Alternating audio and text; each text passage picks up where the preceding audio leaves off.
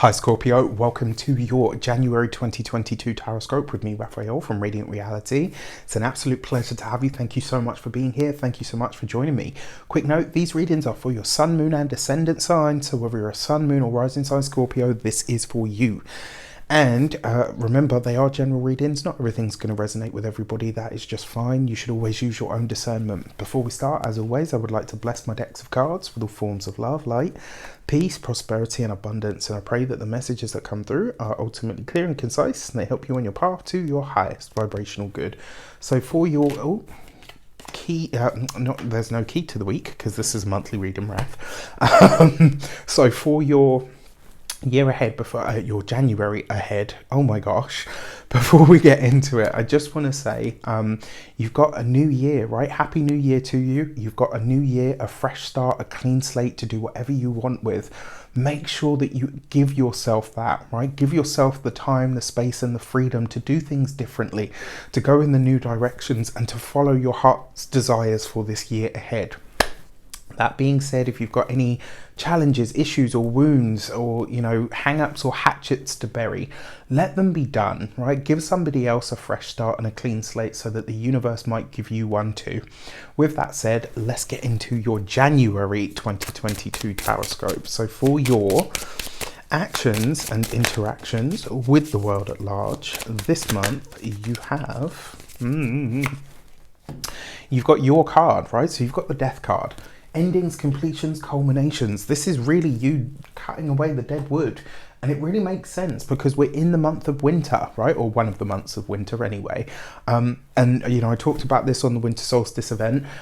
This is the time where we are cleansing and purging and purifying ourselves. And those things are never easy, right? When you hear those words like, oh, cleansing and purification, it sounds like really like everyone imagines like this lovely sort of sterile environment, but it's not. When you think about cleansing and purging and purification, these are actually really challenging processes, right? So it's something to consider. Now, that being said, it is the Death card, it is your card. So this month, this is about you being true to you. And I think in a lot of ways, this is going to see you getting very serious about what it is that you bring to the world, what it is that you're ready to offer the world, and more importantly, what it is that you are ready to accept more of for yourself. It is the Death card, so it is an ending, a culmination or a completion. You can either do this on a conscious level or you can, maybe stand back and watch it happen. Me personally, I always prefer to try and get on the front foot. For your money and materials, you've got the Five of Wands, right? So for some of you, this could be an end to a dispute over money or finances or resources. The fact that you've got the Five of Wands in the money and material sector does suggest that this month, if you want to make money or increase your earning potential, you have to rope other people in, right? You're not going to be able to do it singularly on your own. This would be a good month for you to check in with a financial advisor. Mercury is going to be retrograde, as will Venus, so maybe the advice that you're getting isn't 100%, but that works for something that you might be trying to do or initiate as well. So just keep that in mind. It is the Five of Wands, which suggests that you could be spending money on really enjoyable things this month. It does as well, because you've got this next to that Death card. I almost feel like this is you ending some sort of competition. Like maybe you feel like you've been competing with someone or something, and it's like, you know what, I'm not doing that anymore. It feels like a waste of time, which is, is always a good thing. For your communications and conversations, you have the Six of Swords. When it comes to communications and conversations, you guys can be quite stoic anyway, and I mean that in the best way. And sometimes you don't necessarily say much or say a lot, but it kind of suggests to me that if you're reaching out with an olive branch this month, ask yourself, one, has it been enough time? Two, has it been too much time? All right, so this might be something that you need to look at. This could be a challenge or an issue with a friend, somebody that you care about, because you've got the Five of Wands here. Maybe it's a family member. It looks like there's either been a dispute or a challenge around money, finances or resources in some way. And this might be the time where, you're saying, okay, you know what? I'm putting a stop to this. I'm ready and willing to move on or to move past it. So you need to be ready and able to do so as well.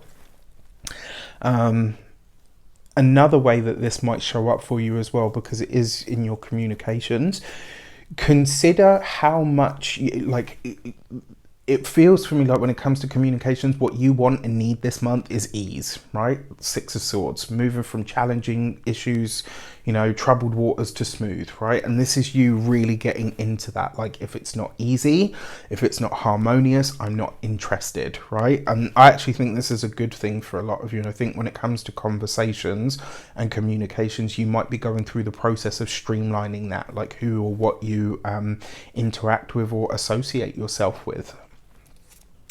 And then for, okay, your love and relations, you've got the Ten of Swords. So this is another card of ending, completion, culmination. Doesn't have to be the end of your relationship. This could be the end of an issue within the relationship. This could be an end of an issue that you and your partner have been dealing with or facing together. I will say, because it's next to the Six of Swords, for some of you this could be maybe travel plans that you have that don't go ahead, I'm sorry to say. The reason I say that is because the Six of Swords is a travel card, and you've got this next to the Ten of Wands, which suggests it's not happening, or it's not happening in the way that you would like it to. For those of you that are single, especially for those of you that are single but kind of there's somebody in the background or somebody that you're seeing, it doesn't look like it's going any further. Now, for those of you, select few of you, whose relationships do come to an end this month, nobody that breaks up in a Venus retrograde, if you break up in a Venus retrograde, it's very rare that you'll stay broken up. It's usually that you come back together in some way, shape or form. So just putting it out there, don't shoot the messenger. All right, for, okay, your first week of the month, you have the Hermit card. You've got this underneath the Death card.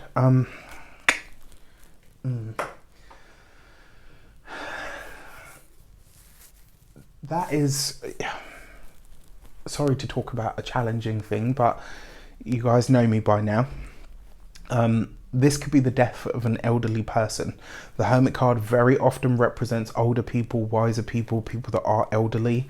We've got this around this time of this Capricorn new moon. If you haven't seen the Venus retrograde special that I did with Denise Matthew, check it out. It was amazing. We talked about some really deep stuff. So I'm not going to go into what I think this might be here. If you haven't seen that video, go check it out. That being said, on a more personal level, it could be, you know, maybe this is a grandparent that is passing over. It could also be that you are deciding to maybe stop the period of self-isolation that you've been. For some of you, this might be the time where you say, you know what, my hermit period is done. I feel like I've recharged enough, and now I'm going to start building towards moving on, or, you know, bringing something out into the world. Maybe that thing is just you. You know, or you, not just you. So you got the Death card again. That's the second time now. All right, so I mean, you are a Scorpio, so technically this works a little different for you, because it suggests that you and your energy are showing up very powerfully. You've got this with this Five of Wands though. I don't know why I get this sense that maybe some sort of money, finances or resources that might have been promised to you. It may be, and I'd like to say that it might be a delay, but with the Death card here, that's not a delay. It's just a flat out no. The Death card is one of the few cards in tarot that has a, you know, if you were to ask a yes/no question, this is an absolute no. There are certain spreads in the tarot that I would pull, and if this was the first card out, I would not continue with the reading. That's how finite the Death card can be when it's ready.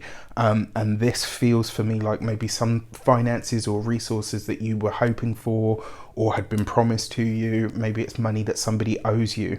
I'm sorry to say, but it's not coming back. You know, now for your third week, you've got the Star card underneath the Six of Swords. That's long distance travel. All right, now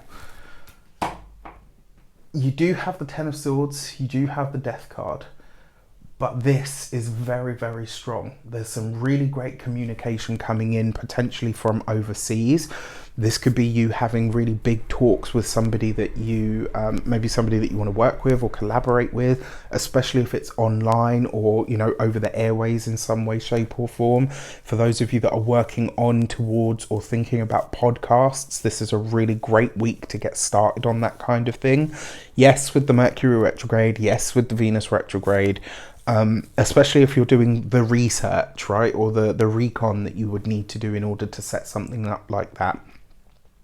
The other thing is as well, the Star card has that hopeful optimism, right? Like the Sun card is optimism, but it's more kind of like a happy-go-lucky energy, whereas the Star card is you've already passed the challenges and now you're at that point where it's like, you know what, everything that needed to go is gone and you feel renewed and refreshed. You could be having some really deep, very profound conversations in the third week of January, and you could be having them with people that are either very different from you or live quite far away from you. There are travel plans being made this month. I'm just not sure that you're actually traveling at this time. And then for your fourth week of, I stand corrected, for your fourth week of the month, you've got the Chariot card, but you've got this right underneath the Ten of Swords. The travel stuff, there is likely to be hiccups and potential delays, right? Now, you've got this with the Ten of Swords, which is really nice. Remember what I said for those of you that are partnered, married, or in long-term commitments, something that you've been dealing with together, some challenge or issue that you guys have been facing or working through.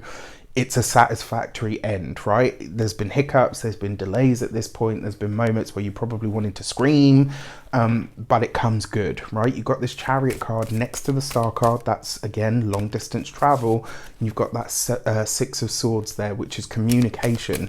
So there's lots of people at a distance, lots of far-reaching ripples being made at the moment. For those of you that are single and looking, it's likely to be somebody that's from out of town that you end up kind of meeting or bumping into in some way. For your new moon message, you have the gate 32, and endurance. This card is a reminder that you can't live on instinct alone, right? Sometimes you have to add a mixture of faith, and sometimes you have to add a mixture of endurance or determination in there as well. This card is also about proliferation. So use this new moon to ask yourself, what do you want more of, right? What is it you want to grow?